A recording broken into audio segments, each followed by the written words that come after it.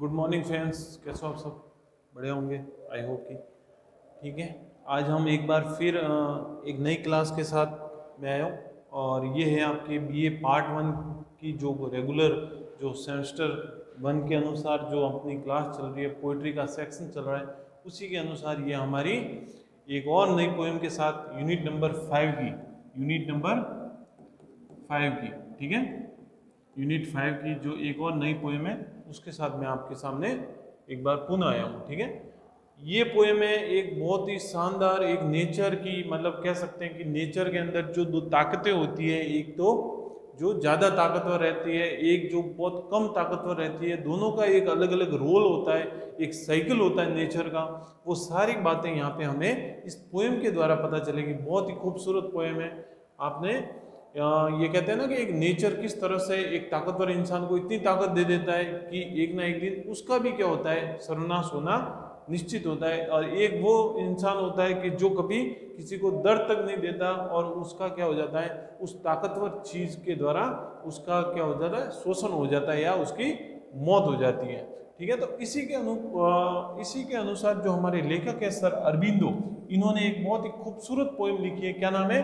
The tiger and the deer. नाम से ही पता चल गया होगा कि एक सबसे शक्तिशाली, मोस्ट पावरफुल, ठीक है। एक कौन है? मोस्ट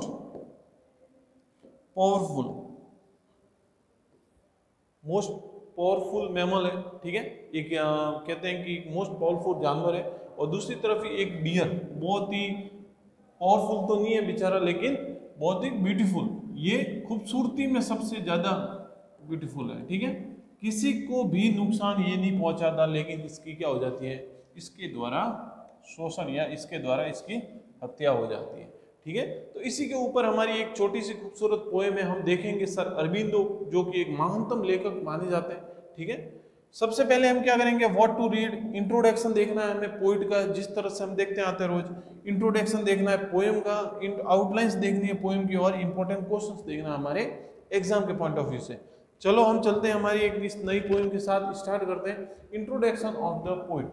हम सबसे पहले क्या करेंगे, अपने पोइट का इंट्रोडक्शन देंगे। यहाँ पे देखेंगे कि अरबिंदो घोष, इनका पूरा नाम क्या था? अरबिंदो घोष। जन्म कहाँ होता है? कलकत्ता के अंदर इनका बर्थ होता है। अभी हम उसे कोलकाता कहते हैं, बंगाल के अंदर है। बंगाल प्रेसिडेंसी, जब ब्रिटेन का शासन यहाँ पे था तब बंगाल प्रेसिडेंसी थी। ये हम एंग्लो इंडियन पोइट्स पढ़ रहे हैं, इसलिए तो यहाँ पे क्या है कि भारत की भी बात यहाँ पे हो रही है। तो यहाँ पे हम बंगाल प्रेसिडेंसी के अंदर ही, इंडिया के अंदर ही इनका क्या होता है, कलकत्ता में जन्म होता है, ठीक है। कब होता है जन्म? 15 अगस्त 1872। 15 अगस्त 1872 में इनका क्या होता है, बर्थ होता है। इन बंगाली कस्ता फैमिली, बंगाली कस्ता फैमिली में इनका क्या होता है, जन्म होता है, ठीक है। That was associated with village of a Konnagar. Konnagar village है, वहां पे एक गांव है जिसका क्या नाम है, कोनगर। वहां से बिलोंग करती है, जो कि हुगली डिस्ट्रिक्ट के अंदर है। वर्तमान में ये क्या है, वेस्ट बंगाल का एक डिस्ट्रिक्ट है या एक शहर माना जाता है हुगली, ठीक है। तो इसी तरह से इनका ये फैमिली का और इनका कहाँ पे जन्म हुआ उसका एक स्टेटस मैंने आपके सामने यहाँ पे इंट्रोडक्शन में हमें पता चलता है। फिर देखते हैं कि अरबिंदो की स्टडी, इनकी पढ़ाई कहाँ हुई। Aurobindo study for the Indian civil service, जो कि IAS की परीक्षा कहते हैं वर्तमान में, उसके लिए ये तैयारी करते हैं एट किंग्स कॉलेज। जब ये किंग्स कॉलेज के अंदर थे, इन द कैम्ब्रिज के अंदर जाते, इंग्लैंड में जाते अपनी आगे की जो ग्रेजुएशन की पढ़ाई करने के लिए। और वहाँ पे ये क्या करते हैं, सिविल सर्विस, क्योंकि पहले के ज़माने में क्या होता था, जब ब्रिटेन का शासन था तो ये जो सिविल सर्विस एग्जाम होता था, ये स्पेशली कहाँ होती थी, इंग्लैंड, ब्रिटेन के अंदर आयोजित होती थी। और वहीं से हमारे जो ICS है, जो इंडियन सिविल सर्विस के जो एडमिनिस्ट्रेटर थे, जो हमारे जो ऑफिसर्स थे, वो वहाँ से अपॉइंट होकर यहाँ पे आते थे। एक समय ऐसा था कि हमें इस एग्जाम में अलाउ तक नहीं था, लेकिन बाद में कुछ ऐसे बिल्स आए, कुछ ऐसी परिस्थितियां हुई कि हम भारतीयों को भी इसमें क्या कर दिया गया, शामिल कर दिया गया। तो जब ये किंग्स कॉलेज में थे सर अरबिंदो, तो उसी समय वहां पे इन्होंने तैयारी की और ICS ऑफिसर बनके ये भारत में आए थे, ठीक है। After returning to India he took up various civil service work. उन्होंने अपने, फिर जब वो भारत आए वापस सिविल सर्वेंट बनके, तो इन्होंने यहाँ पे बहुत सारे ऐसे सिविल वर्क थे जो हमारे भारत में हम कहते हैं ना कि जरूरत थी हम भारतीयों को, वो किए। The maharaja of a princely state of Baroda and became increasingly involve in a nationalist politics in Indian national movement. इन्होंने बहुत सारा काम किया अंडर द वर्क, किसके अंडर में काम किया, जो कि महाराजा थे अपने बड़ौदा के, उनके अंडर में रह के इन्होंने बहुत सारा वहाँ के जो छोटे छोटे जो योजनाएं थी लोगों तक पहुँचाई इन्होंने, तो बहुत सारा लोगों के हित में इन्होंने काम किया। और उसके बाद जब इनको लगा कि मुझे अपने देश के लिए कुछ करना चाहिए, तो ये क्या करते हैं, इंडियन नेशनल मूवमेंट में ये क्या हो जाते हैं, शामिल हो जाते हैं, और हमारी आज़ादी के लिए इन्होंने बहुत बड़ा योगदान दिया। फिर हम देखते हैं कि ही वॉज ऑल्सो ए जर्नलिस्ट, वह एक पत्रकार भी थे, एक एडिटिंग न्यूज़पेपर सच अस वंदे मातरम, उनका एक पेपर था, क्या नाम था, Vande Mataram. He join the Indian national movement for independence, और स्वतंत्रता के लिए इन्होंने एक ये भी लिखा था कि इन्होंने मूवमेंट ज्वाइन किया है उसी के अंदर। From British colonial rule until 1910 was one of its influence leader, और 1910 के ये एक बहुत ही कहते हैं ना एक महत्वपूर्ण लीडर के रूप में ब्रिटिश कॉलोनियल जो रूल था हमारे यहाँ पे, जो ब्रिटिश का रूल था उनके खिलाफ जब ये खड़े हुए, तो 1910 में ये एक महत्वपूर्ण लीडर के रूप में ये वहाँ पे शामिल थे। And then become a spiritual reformer, और उस समय ये फिर एक रिफॉर्मर, एक कहते हैं ना एक स्वतंत्रवादी ये बन जाते हैं। Introducing his vision of a human progress and spiritual evolution, और ये अपना जो विजन था, इनका जो एम था, वो लोगों को बताते हैं, और ये कहते हैं ना कि लोगों को इकट्ठा करने का काम उस समय आज़ादी में ये करते हैं। Sir Aurobindo was an Indian nationalist, ये एक आज़ादी के एक नायक थे, but is best known for his philosophy, लेकिन इन्हें अपने खास करके दर्शन के लिए इन्हें जाना जाता है। स्पेशली थे एक आज़ादी के नायक थे, आज़ादी के महत्वपूर्ण इस योगदान में इन्होंने, इनका बहुत बड़ा योगदान है, लेकिन स्पेशली ये किस लिए जाने जाते हैं, अपने दर्शन के लिए। On human evolution and integral योग, इंटीग्रल योग था, और जो ह्यूमन इवोल्यूशन है, मानवता की जो एक इवोल्यूशन, मानवतावाद को एक कहते हैं ना एक जांचने में, और जो योग हम आज करते हैं उसके ऊपर इनका जो दर्शन था वो बहुत ही क्या था, महत्वपूर्ण था, उसके इसलिए ये स्पेशली क्या करते थे, जाने जाते थे। फिर हम देखते हैं कि ही डाइड ऑन 5 दिसंबर 1950, 5 दिसंबर 1950 को इनकी क्या हो जाती है, मृत्यु हो जाती है। He was an Indian philosopher, वो एक भारतीय दर्शन थे, दर्शन शास्त्री थे, फिर योगी भी थे, महर्षि भी थे, पोइट भी थे, एंड इंडियन नेशनलिस्ट, आज़ादी के नायक भी थे। He was also a journalist editing newspaper such as a Vande Mataram, इनका फेमस न्यूज़पेपर था, क्या नाम था, वंदे मातरम। तो इसी तरह हम देखते हैं कि ये एक बहुत ही खूबसूरत से पोइट थे, बहुत ही खूबसूरत से व्यक्ति थे हमारे सर अरबिंदो, इनका बहुत बड़ा योगदान रहता है। ये एंग्लो इंडियन जितने भी पोइट थे, इन सब का योगदान हमारी आज़ादी के अंदर कुछ ना कुछ रूप में इकट्ठा, लोगों को इकट्ठा करने में या लोगों को एक धड़े में बांधने के लिए इनका बहुत बड़ा योगदान हमारे आज़ादी में रहा है। अब हम देखेंगे हमारे पोएम का इंट्रोडक्शन, जो हमारी पोएम है उनका इंट्रोडक्शन देखेंगे। सबसे पहले देखेंगे कि the tiger and the deer, एक शेर और एक हिरण, is one of the Sir Aurobindo finest work of Indian English poetry. ये एक बहुत ही खूबसूरत सी वर्क है, किसकी, सर अरबिंदो की, हमारी अंग्रेजी साहित्य की पोइट्री के अंदर। Aurobindo is a widely regarded as the Indian preeminent maestro of English literature. He was a philosopher, short story writer, dramatist, liberations warrior and spiritual leader in addition to beginning a poet. यहाँ पे कहा जाता है कि किस तरह से sir Aurobindo की एक इतनी खूबसूरत सी वर्क था। अरबिंदो एक वाइडली रिगार्डेड, मतलब बहुत ही फैले हुए इंसान थे, बहुत ही कहते हैं ना, इनके जो विचार थे, इनका जो दर्शन था इतना फैला हुआ था कि हमारे इंडिया का एक मेस्ट्रो ऑफ इंग्लिश लिटरेचर, हमारे इंडिया के अंदर जो बहुत ही कम ऐसे लेखक थे जो कि इंग्लिश लिटरेचर के अंदर शामिल हुए, और जो जिनका इतना ज्ञान था स्पेशली किसके लिए, अंग्रेजी साहित्य के लिए। ही वॉज ए फिलोसोफर, दर्शनार्थ थे, शॉर्ट स्टोरी राइटर, जो कि अपने लघु कथा होती है उनके राइटर थे, ड्रामाटिस्ट थे, नाटककार भी थे, और बहुत सारे जैसे वॉरियर थे, वो खुद एक नायक थे अपने, जो अपने आज़ादी के अंदर, and spiritual leader in addition being a poet. तो ऐसा माना जाता है कि बहुत ही अच्छे मंजे हुए कलाकार थे हमारे सर अरबिंदो। इसी तरह से हम देखते हैं हमारे आगे का point, Savitri is the epic that epitomises his poetic career. एक इनकी जो पोइट्री थी, एक वर्क था सावित्री नाम का, जो कि एक कथा थी, एपिक थी एक, ये इनके जीवन की सबसे महत्वपूर्ण अपन कह सकते हैं कि काम है, जिसकी वजह से ये स्पेशली जाने जाते हैं। सावित्री की वजह से इनको बहुत सारे अवार्ड भी मिले इस सावित्री की वजह से। He become involve in the Indian independent struggle in order to liberate his native land from British rule।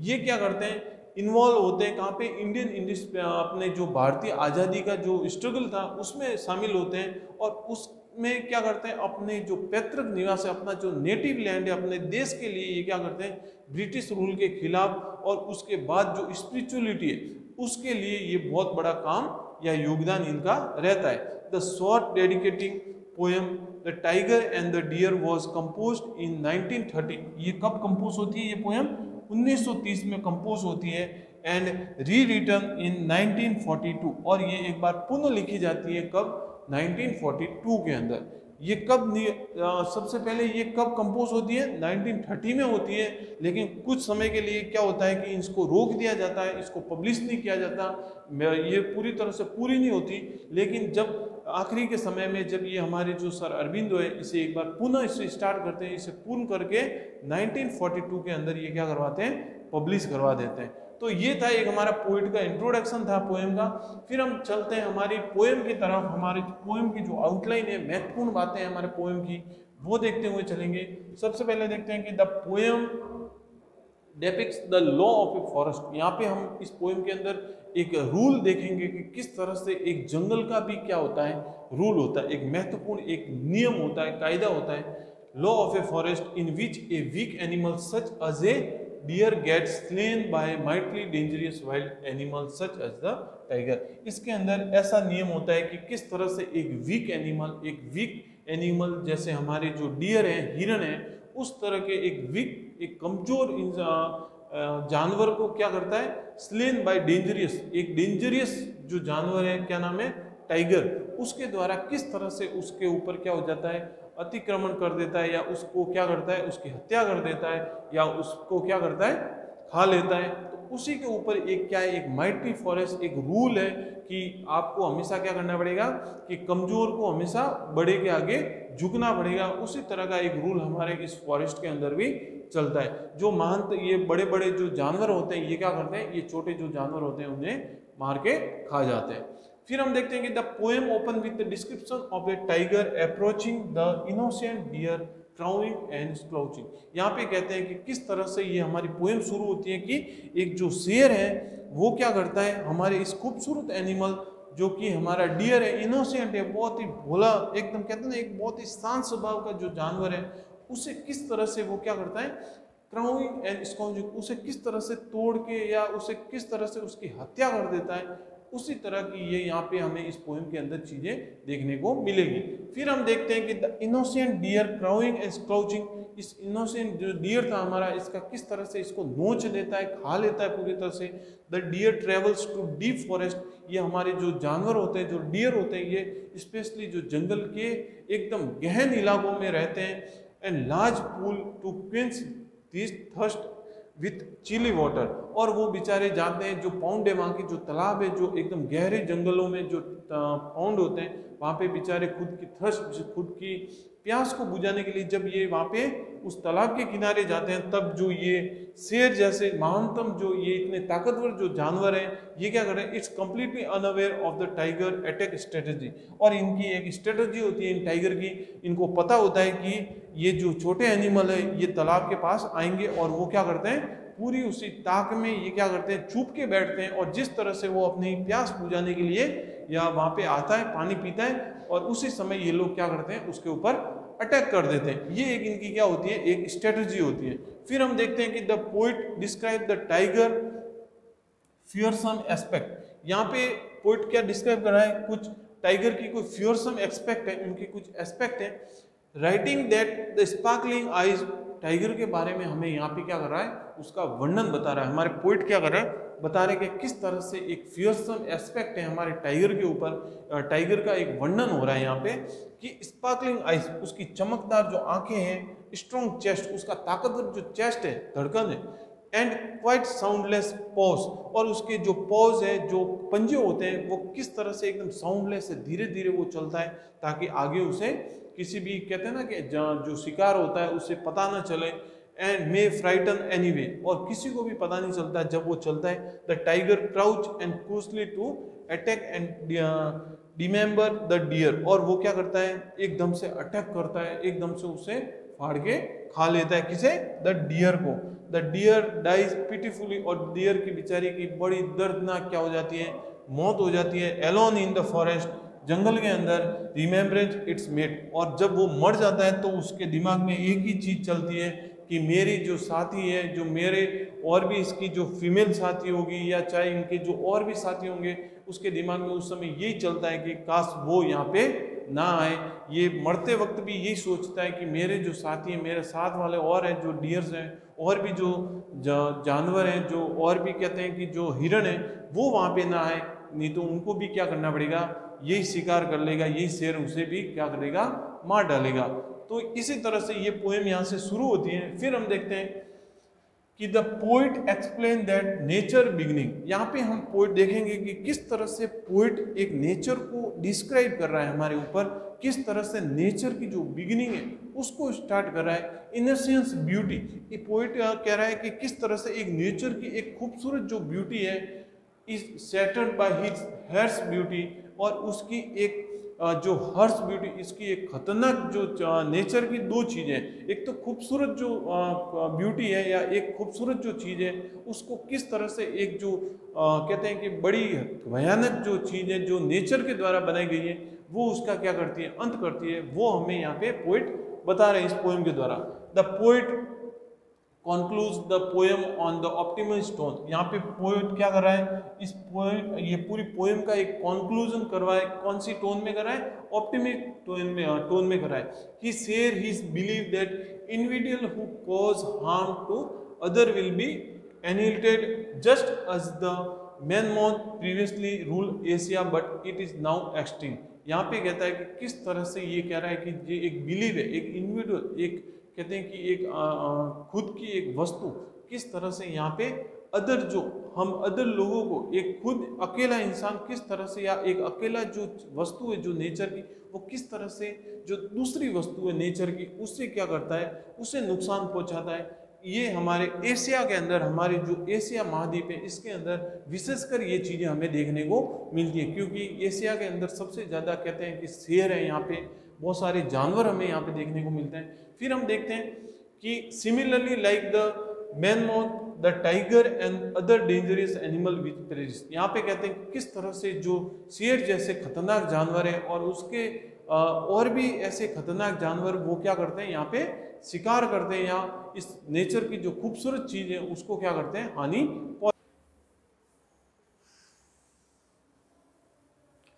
फिर हम देखते हैं कि मैमल प्रीवियसली रूल्ड एशिया, इस एशिया के अंदर जो ये मैमल्स, जो एनिमल्स हैं, ये बहुत ज़्यादा क्या है यहाँ पे अवेलेबल है। फिर हम देखते हैं कि similarly like the mammal, the tiger and the other dangerous animal will previous, यहाँ पे जो टाइगर जैसे बहुत सारे खतरनाक जो जानवर यहाँ पे एशिया के अंदर निवास करते हैं, एशिया जो महाद्वीप है इसके अंदर हमें देखने को मिलते हैं। However the deer would then drink freely from the cool ponds found throughout the dense woodland, को किस तरह से जो हमारे जो हिरण है वो कभी भी ये क्या है, फ्रीली, पूरी तरह स्वतंत्र तरीके से यहाँ पे पानी नहीं पी सकते बेचारे, क्योंकि उन्हें हर समय क्या रहता है, इस जो महत्वपूर्ण जो ये खतरनाक जानवर होते हैं उनसे डर लगा रहता है। फिर हम देखते हैं कि thus the poet emphasizes his desire for the tranquil and innocent planet in the poem of a concluding life, और किस तरह से यहाँ पे जो पोएट की एक इच्छा है कि इस प्लेनेट के ऊपर, इस इनोसेंट प्लेनेट के ऊपर, इस धरती के ऊपर एक क्या है, जो दो ये वस्तु हैं, जो दो जानवर हैं, जो एक टाइगर और जो डियर है, ये किस तरह से एक दूसरे का क्या है यहाँ पे सामना करते हैं, किस तरह से यहाँ पे पोइट ने बताया कि एक जो खतरनाक चीज है किस तरह से वो कमजोर वस्तु पे हमेशा क्या रहती है, हावी रहती है। फिर हम देखते हैं the poem is dense with allusion to symbolism, एक सिंबोलिज्म के रूप में हमारे सामने पेश की इस पोएम को।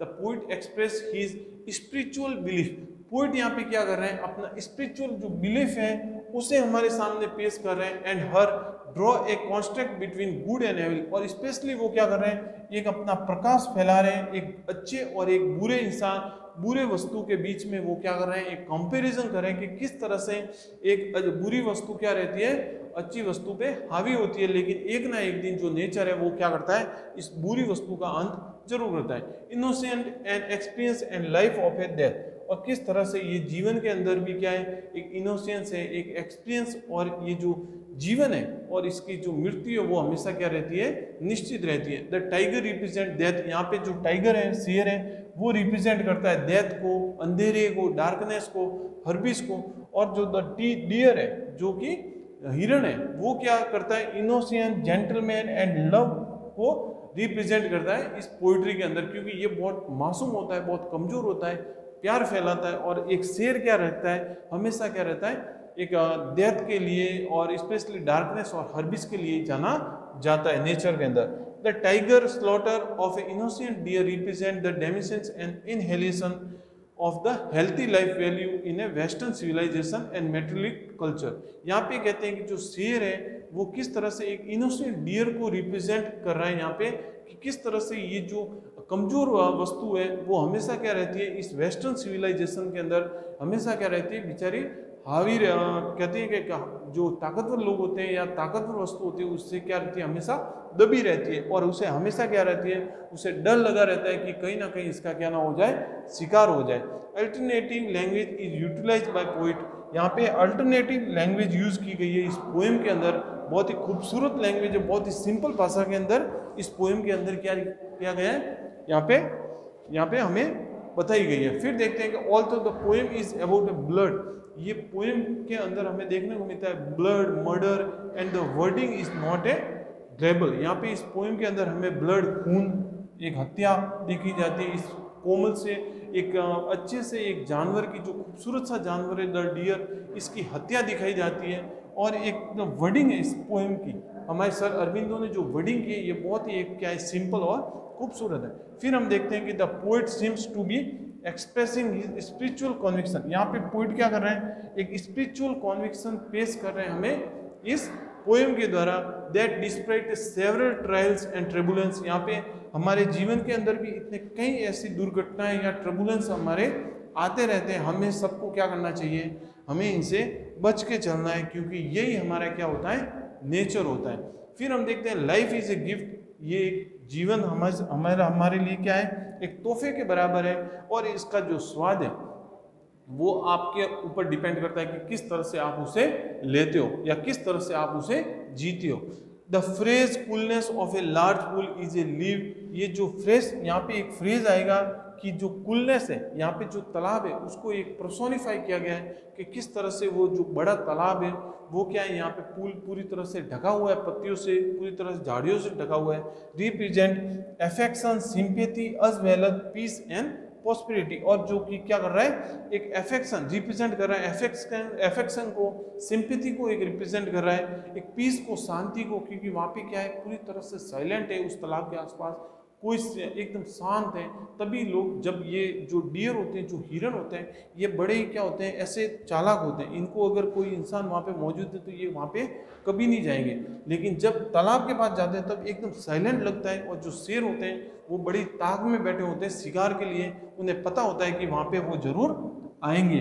तो यहाँ पे जो ये एक लाइन है जो कहते हैं कि coolness of a large pool in A leaves, ये रिप्रेजेंट करती है किसको, एफेक्शन को, सिंपैथी को, एज वेल पीस और प्रॉस्पेरिटी को।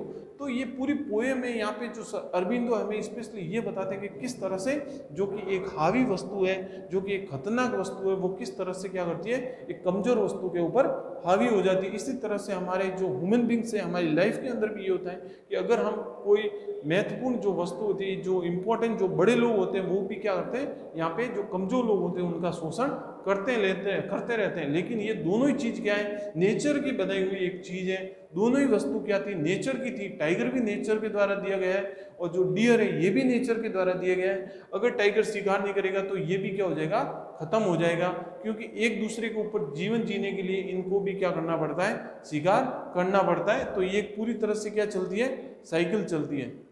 तो इसी तरह से यहाँ पे देखने को मिलता है कि किस तरह से ये पूरी जो पोएम है, इसके ऊपर हम देखते हैं कि किस तरह से ये पूरी एक यहाँ पे सर अरबिंदो ने बताया कि आपको ये देखना है कि किस तरह से ये जीवन के अंदर हमें अलग अलग जो स्वाद है, अच्छे बुरे, जो इसे हम क्या अपने अनुसार लेना है। अगर हम किसी बड़ी वस्तु को अपने ऊपर हावी होने देंगे तो वो क्या होगी, स्पेशली हावी होगी। तो यहाँ पे ये दिखाया गया है कि नेचर की ये दोनों चीजें, इनका अंत भी नेचर के अंदर है और इसका अंत भी कौन करेगा, नेचर करेगा। ये शेर कितना भी ताकतवर है लेकिन इसका अंत किस पे होगा, नेचर के अंदर ही होगा।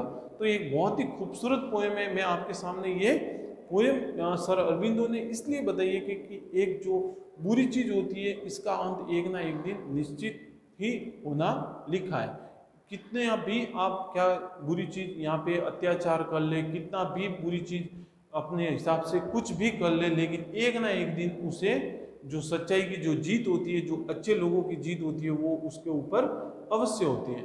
अब हम देखेंगे कि एक इम्पोर्टेंट जो क्वेश्चन है आपका इस पोएम के ऊपर बनता है, क्या है, what does the poet compare the tiger and the deer in this poem. यहाँ पे जो दो एग्जाम्पल दिए, दो टाइगर और डियर का, ये जस्ट एक एग्जाम्पल है इस पोएम के अंदर। तो यहाँ पे आपको ये बताना कि किस तरह से ये जो दो एग्जाम्पल को लेके एक जो बुरी और एक जो गुड वस्तु है, किस तरह से उनका कंपैरिजन करना है, किस तरह से आपको उसके बारे में ये बताना है कि एक ना एक दिन नेचर के द्वारा ये दोनों चीज़ें बनाई गई है। इसको आपको क्या करना है, ये बताना है कि किस तरह से यहाँ पे इस जीवन के अंदर हमेशा ये लिखा गया है कि चाहे कितनी भी ताकतवर वस्तु है लेकिन नेचर के सामने उसकी कुछ नहीं चलती।